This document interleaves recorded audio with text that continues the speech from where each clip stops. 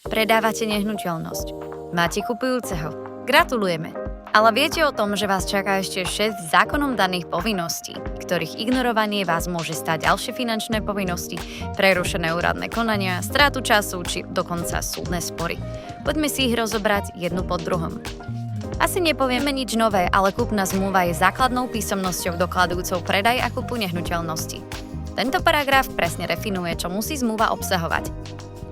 Čo vám vieme ako odborníci na predaj odporučiť? Zabudnite na zmluvy z internetu. Vážne, stačí jedna nepresná veta o stave bytu a ťaháte sa po súdoch. Skúsený advokát vám pripraví zmluvu na mieru vášmu prípadu. Potvrdzuje, že zmluva neodporuje zákonu, chráni vás pred budúcimi právnymi spormi a môže za vás elektronicky komunikovať s katastrom, čo vám navyše ušetrí nejaké to euro. Ak predávate dom, túto pásaž si pokojne preskočte. Alebo radšej nie, veď nikdy neviete, kedy sa vám táto informácia zíde. Majitelia bytu sú povinní pred predajom vyžiadať si od správcu bytového domu potvrdenie o nedoplatkoch a prípadné nedoplatky uhradiť. Inak hrozia ťahanice s katastrom pri prevode vlastníckych práv a takisto s novým majiteľom, ktorý vaše podĺžnosti logicky uhrádzať nebude. Na potvrdenie o nedoplatkoch myslíte dopredu. Jeho získanie môže istý čas trvať a jeho platnosť je pre kataster obmedzená. Toto ste možno nevedeli, ale pri predaji je povinnosť doložiť energetický certifikát nehnuteľnosti. V prípade bytov ide o certifikát celého bytového domu. Vyhotovuje ho špecialista a zodpovednosť za jeho predloženie nesie predávajúci. Aké sú sankcie, ak kópiu certifikátu nedodáte kupujúcemu? Mimochodom, energetickú triedu je povinnosť uvádzať už v predajnom inzeráte. Zmluva je podpísaná, peniaze na účte a čo ďalej? Len odovzdanie kľúčov a hotovo? Nezabudnite na dôležitý papier, v ktorom spíšete stavy energií. Preberací protokol obsahuje tieto všetky informácie.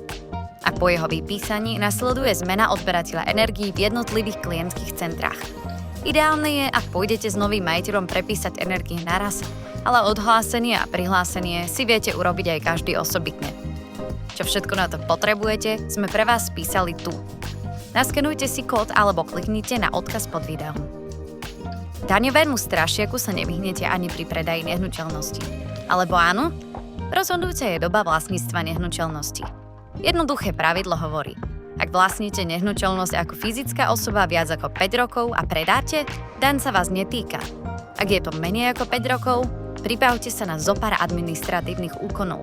Okrem daní z príjmu si svoje ukrojí aj zdravotná poisťovňa. Koľko na daniach zaplatíte? Našťastie, suma sa nepočíta z celej predajnej sumy, ale iba zo zisku. Jednou z posledných zákonných povinností je mať vyplnený AML formulár. Že ste o ňom ešte nikdy nepočuli? Ide o systém ochrany proti praniu špinavých peňazí a vy ako predávajúci ste povinní v prípade podozrivej finančnej transakcie hlásiť túto skutočnosť finančnej správe. Ak vás pri predaji zastupuje realitný maklér, túto povinnosť vybaví za vás. O 6 základných zákonom daných úkonoch už viete. Stále to ale nie je všetko. Pri predaji vás skôr či neskôr čakajú ďalšie povinnosti. Niektoré povinné, niektoré v závislosti na životnej situácii. Aby ste na nich nezabudli, máme pre vás pripravený kompletný checklist. Napíšte nám na Facebooku alebo Instagrame a pošleme vám ho rovno do správy. Všetko toto nemusíte riešiť vy. Zastrešíme vám všetky zákonné a byrokratické povinnosti, a to aj v prípade, že ste už svojho kupujúceho našli.